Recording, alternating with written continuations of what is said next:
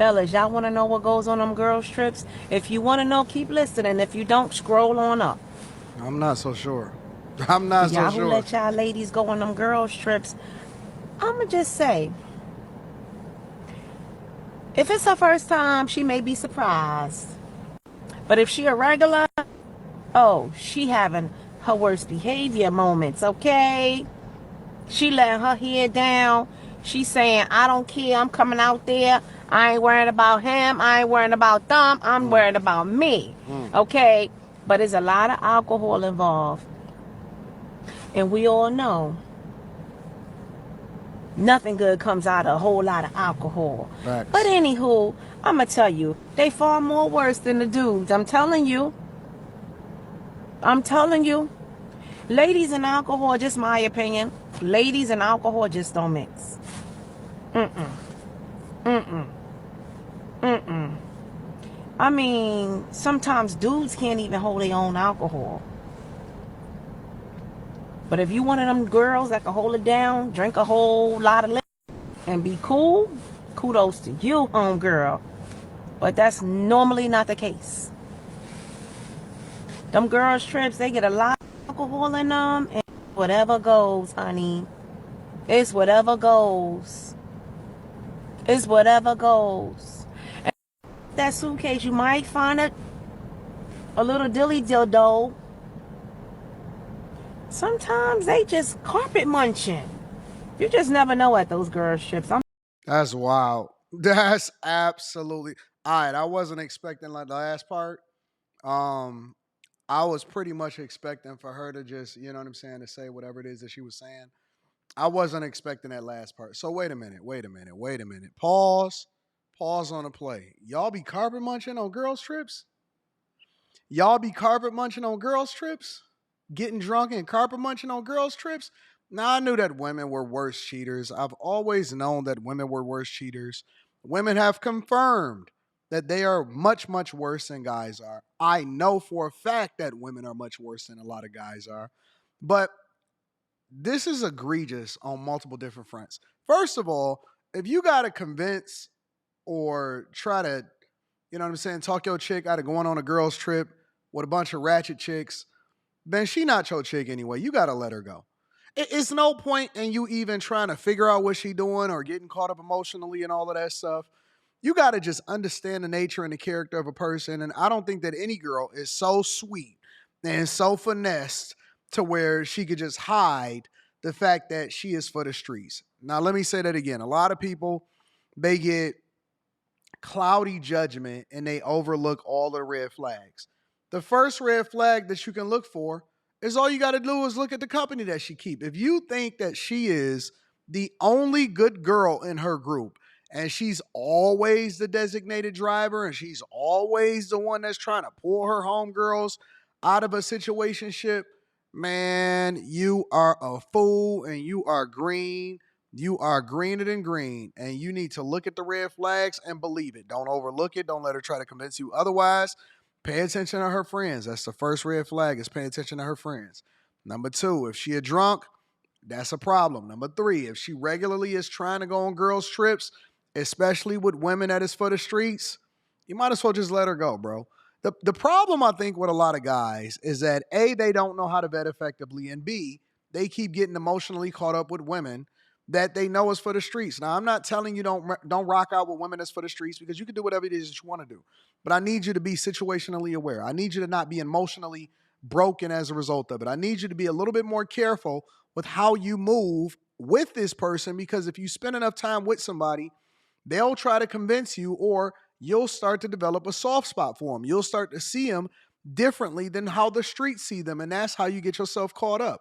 Every single time, you need to, from the beginning, categorize people and understand the nature of them and leave them where they are. Do not try to do anything different than what you already doing. The minute that you start playing that game is the minute that you're going to lose. The minute that you start playing that game is the minute that you lose. There's a lot of women that go raw dog. All right, let me expound a little bit more on what she's saying. I ain't know about the carpet muncher part, but I knew about this. Listen, when a woman gets inebriated, when she gets drunk, there are a lot of women, and she ain't even got to go on a girls trip for this. She just do this in real life. that gets raw dogged, and then they bring that same spirit, that same sentiment. They do not go get tested.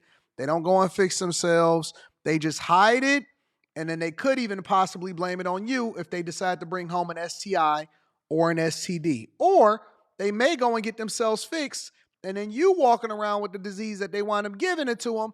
And hopefully it's not that hive. Hopefully it's not the worst type of disease that you can get. But I'm telling you, if you suspect that she is for the streets, then do not, I repeat, do not overlook every single sign that goes with it. If she has a reputation, if she is regularly out and about, and this goes for people even before the girls' trips. If you go out with a chick and she's just familiar with everybody in the spot and every guy is walking up and giving her a hug, and let me tell you what their final form is.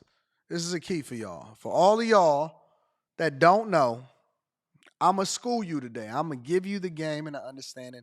I've talked to too many people. I've coached too many women. I've let too many guys cry on the phone or on a Zoom call that said that they overlooked the signs, and this is what happens. This can go for your grandmother. This can go for your mother. This can go for your chick.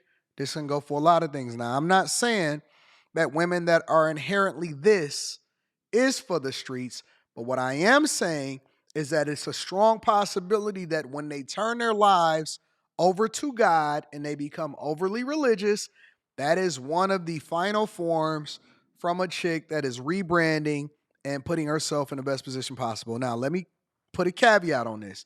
And again, I always like to give credit to the content creator, so that link is going to be down in the description. But let me put a caveat on this. I'm not telling you not to turn your life over to God. Actually, the opposite. I am telling you that Jesus is the way, and I love Jesus, and he is king. I am also telling you, men, to be aware of a woman that was previously very, very, very loose and out here and having a good time. And then all of a sudden she has a come to Jesus moment. I cannot tell you how many people all of a sudden have that life snap into place, and then all of a sudden they just turn their life over to God. It is usually the response to something traumatic that has happened in their life. They is tired of getting dogged out. Again, turn your life to Jesus and fix your life. But I'm just telling y'all to be aware. And I think that people should be absolutely transparent about their past when they get in a new relationship, because you can't just say, oh, Jesus forgave it all, and that's the end of the conversation. No.